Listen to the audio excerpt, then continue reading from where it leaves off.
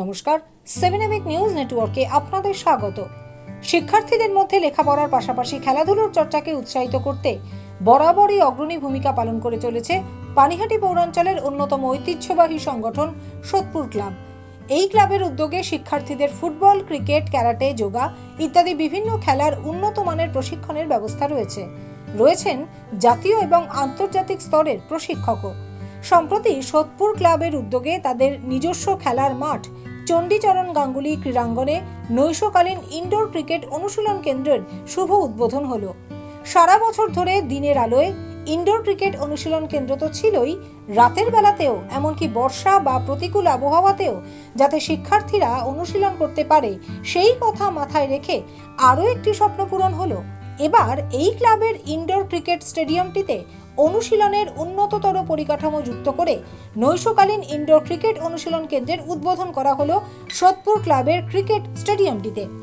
এদিন সন্ধ্যায় অত্যাধুনিক নৈশকালীন ইনডোর ক্রিকেট অনুশীলন কেন্দ্রটির আনুষ্ঠানিক উদ্বোধন করা হয়।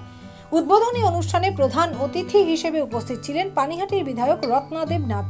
এছাড়াও উপস্থিত ছিলেন কলকাতা ময়দানের প্রাক্তন প্রথিতযশা ক্রিকেটার সহ বিশিষ্টজনেরা, যাদের মধ্যে ছিলেন ক্লাবের প্রাক্তন খেলোয়াড়রা, ক্রিকেট এবং ফুটবলের প্রশিক্ষকেরা, শিক্ষার্থী এবং তাদের অভিভাবক অভিভাবিকারা সহ ক্লাবের বর্তমান সদস্য এবং সদস্যরাও।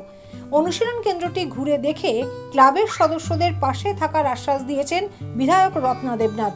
তিনি জানান, এটা পানিহাটির উন্নয়নের নতুন একটি ধাপ। মাঠটাও খুব সুন্দরভাবে সাজানো হয়েছে, খুবই ভালো হয়েছে। বাচ্চারা খেলতে পারবে। এই যে কৃত্রিম ঘাস লাগানো হয়েছে, এটা খুবই সুন্দর হয়েছে। মানে রাতের বেলা প্র্যাকটিস করারও ব্যবস্থা করে দিলেন তারা। মানে এই সোদপুরের পানিহাটির বুকে এত বড় একটা মানে অ্যারেঞ্জমেন্টস, কি বলবেন? খুব ভালো। এটা পানিহাটি তো এতদিন কোনো উন্নয়নই হয়নি, আস্তে আস্তে উন্নয়ন হবে, সবকিছুই হবে। এটা একটা হয়তো প্রথম ধাপ হয়েছে। পানিহাটিতে স্কুলগুলো সমস্ত তালা পড়ে গেছে, এটা সমস্ত পশ্চিমবঙ্গেই। তাছাড়া রাস্তাঘাট ভালো নেই, ড্রেনেজ ব্যবস্থা ভালো নেই, জল নিকাশি ব্যবস্থা ভালো নেই, কিছুই ভালো নেই। সব কিছুই আবার নতুন করে করতে হবে। তো এটা প্রথম নতুন হয়েছে, খুব ভালো। যারা ক্রিকেট খেলে সেই ছেলে মেয়েদের অভিভাবকদের উদ্দেশ্যে কি বলবেন? যে এমন একটা অভিভাবকদের উদ্দেশ্যে এটাই বলা, রাতে যেমন প্র্যাকটিস করবে, পড়াশোনাটাও সাথে সাথে চালানো যেন হয়। পড়াশোনাটা ছাড়া কোনো কিছুই অসম্ভব। আগে পড়াশোনা, তারপরে খেলাধুলা, এটা তো চলবেই, কিন্তু পড়াশোনাটাও করতে হবে। সব বয়সী ক্রিকেটারদের উন্নত মানের প্রশিক্ষণ দিয়ে রাজ্য স্তর থেকে শুরু করে জাতীয় স্তর এবং আন্তর্জাতিক স্তরে পৌঁছে দেওয়ার লক্ষ্যে, তরুণ ক্রিকেটারদের স্বপ্ন পূরণের লক্ষ্যে পৌঁছে দিতে এবং তার জন্য দিন ও রাত উভয় সময়েই আধুনিক সুযোগ সুবিধার মাধ্যমে শিক্ষার্থীদের নিরন্তর অনুশীলন করার সুযোগ করে দেওয়ার উদ্দেশ্যেই তারা অত্যাধুনিক নৈশকালীন ইনডোর ক্রিকেট অনুশীলন কেন্দ্রে নকিং প্র্যাকটিস এরিয়ার ব্যবস্থা করেছেন, জানালেন সোদপুর ক্লাবের প্রেসিডেন্ট পরিমল সরকার। প্রথমে বলি, ক্রিকেটের ইনডোর স্টেডিয়াম আমাদের ক্লাবে দীর্ঘদিন আগে হয়েছিল, যেটি নামকরা ভারতীয় দলের ক্যাপ্টেন ছিলেন শ্রীমতী ঝুলন গোস্বামী। তিনি এসে এই ইনডোর স্টেডিয়ামের উদ্বোধন করেছিলেন।